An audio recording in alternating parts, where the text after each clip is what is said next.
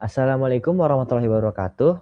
Perkenalkan nama saya Windra Dimas Dayandri dengan saya Muhammad Danis Al-Falah. Kami dari kelompok 2 ingin mempresentasikan hasil dari karya tulis kami berjudul Analisis Efektivitas Literasi Digital dalam Menanggulangi Adiksi Media Sosial pada Mahasiswa. Dan kita mengangkat judul Melawan Kebisingan Digital. Seperti itu. Nah, yang pertama pengen aku mulai nih dengan menunjukkan data realitas kita hari ini. Rata-rata waktu bermedia sosial masyarakat Indonesia per minggu itu sudah menyentuh 21 jam 50 menit dengan total identitas pengguna di 180 juta, yaitu 62% dari populasi kita.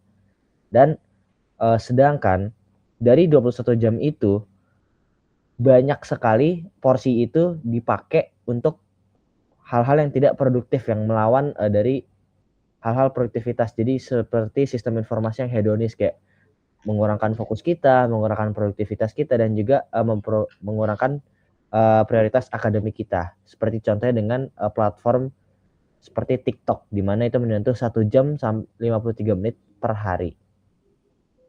Nah, riset terdahulu ini seperti yang dilakukan oleh Kakak Hadi dan Pratama, mayoritas fokus pada hilir masalah, yaitu mengukur dampak negatif dan menghitung penurunan prestasi akademik akibat kecanduan gawai. Pendekatannya cenderung kuratif, mengobati setelah adiksi terjadinya. Dan sebaliknya di riset kami, kami hadir di hulu sebagai langkah preventif. Kami berfokus pada solusi terukur dengan menguji variabel intervensi konkret, yaitu sejauh mana pilar literasi digital mampu membentengi diri sebelum mahasiswa jatuh ke dalam tingkat adiksi yang lebih dalam. Untuk membedah kemampuan digital, kami menyusun arsitektur literasi digital yang komprehensif. Pertama, dimensi teknis, yaitu kemampuan menavigasi platform manajemen privasi dan pembatasan screen time. Lalu kritis kognitif, gimana melawan algoritma, menyaring hoax, dan evaluasi dampak informasi. Dan juga etis, komunikasi empatik, batasan perilaku, dan kesadaran durasi. Selanjutnya, berdasarkan arsitektur tersebut, hipotesis utama yang kami ajukan itu sangat luas juga, di mana semakin kokoh tingkat literasi digital kita, itu semakin meredamnya tingkat adiksi kita kepada sosial media.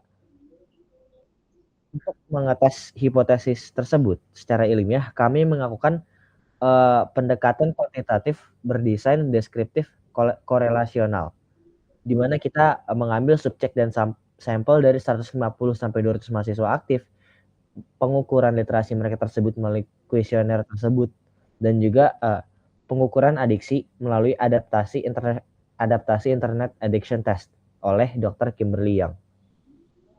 Berikutnya itu ada ketimpangan kemampuan digital mahasiswa. Nah, temuan pertama kami itu menunjukkan bahwa fakta yang berada itu cukup kontradiktif. Mahasiswa kita tuh punya ketimpangan kemampuan digital. Di satu sisi kemampuan teknis mereka itu sangat tinggi. Mereka jago memakai aplikasi, tapi di sisi lain dimensi kritis dan etisnya masih perlu banyak perbaikan. Singkatnya itu kita punya generasi yang mahir pakai teknologi, tapi masih rapuh dalam menjaga dan mengontrol etis saat online-nya. Boleh next? Nah, berikutnya tuh ada anatomi adiksi mahasiswa. Itu ada yang ringan sampai dengan sedang. Itu tuh ada dua gangguan yang utama. Yang pertama itu ada kegagalan durasi yang kita tuh dimana tuh kita kebanyakan eh, main HP, kita ngecek kayak tiap 5 menit, masih 5 menit lagi, 5 menit lagi, itu lama kelamaan bakal jadi berjam-jam. Terus yang berikutnya tuh ada kompulsi notifikasi. Ini tuh yang dimana kita tuh sering banget ada notif dari sosmed, WA segala macam, itu bikin kita ngecek layar terus-terusan walaupun itu nggak penting gitu loh. Boleh next.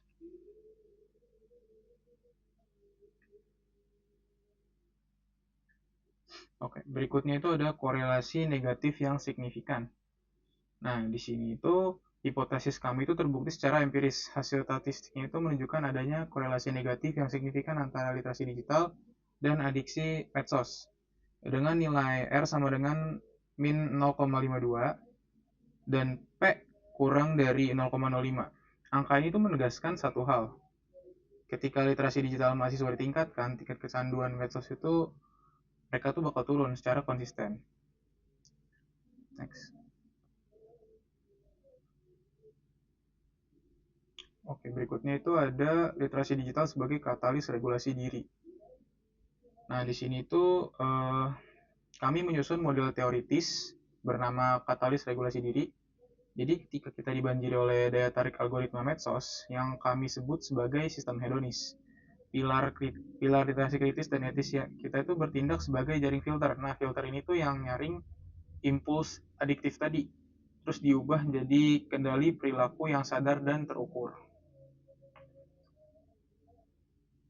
Next. Oke. Berikutnya ada 3 simpulan utama yang udah kita dapatkan. Yang pertama itu ada ilusi kemahiran digital. Mahasiswa itu mahir secara teknis, namun rentan secara kritis dan etis. Berikutnya itu ada akar adiksi modern. Adiksi modern itu berpusat kepada hilangnya kontrol durasi, bukan sekedar penarikan sosial. Berikutnya itu ada efektivitas literasi.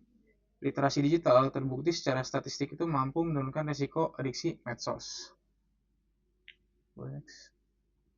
Kami menegaskan bahwa perguruan tinggi itu harus menjadi motor utama integrasi literasi digital, bukan sekedar sebagai respons kuratif, melainkan perisai preventif. Sekian presentasi dari kami melalui riset ini. Kami berharap kebisikan digital di sekitar kita itu perlahan bisa kita redam demi masa depan akademik yang lebih fokus dan terarah. Terima kasih atas perhatiannya. Assalamualaikum warahmatullahi wabarakatuh.